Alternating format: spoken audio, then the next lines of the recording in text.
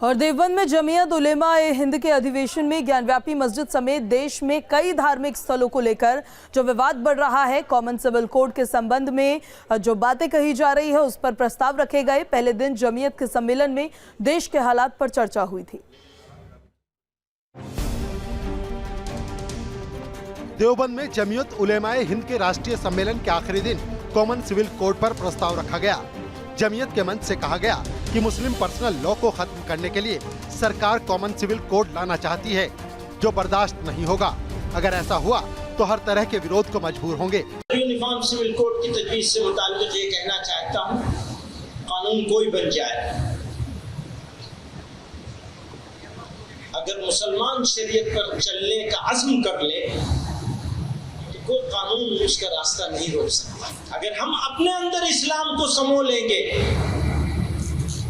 इस्लाम पर अमल करने का अज़्म कर लेंगे, तो फिर इस्लाम को क्या चाहिए? फिर कौन इस्लाम का कुछ बिगाड़ सकेगा? तो असल लड़ाई तो हमारे साथ है, हमारे साथ है। उधर मुस्लिम नेताओं ने कहा कि इस्लामी शरीयत में किसी तरह की दखलंदाजी स्वीकार नहीं की जाएगी। सब लोग चाहे वो किसी भी समुदाय से ताल्लुक रखते हैं, सब लोगों को अपने मजहब को मानने और आजादी होनी चाहिए। ऐसा कानून मत बनाइए कि जो लोग उसे मानना चाहे भी तो मान ना सके। अगर किसी के मजहब की या उसकी मान्यता के ऊपर उसके ऊपर अमल करने पर कोई अंकुश लगता है, हम जरूर उसकी मुखालफत करेंगे। सम्मेलन के आखिर में मथुरा की शाही ईदगाह और काशी की ज्ञानवापी मस्जिद पर भी प्रस्ताव पेश किया गया। ज्ञानवापी मस्जिद, मथुरा ईदगाह और दीगर मसाजिद इन दिनों इसी मुनाफिरती मुहिम की जद में हैं, जिसका हतमी नतीजा मुल्क के अमन व अमान और इसके वक़ार और सालिमियत को नुकसान पहुँचाना है। इस सिलसिले में बनारस की झैली अदालत ने तफरका अंगेज सियासत को मदद फराहम की है और इबादत गाह खुसूसी दफात एक्ट 1991 को सरीह तरीके से नजरअंदाज किया है।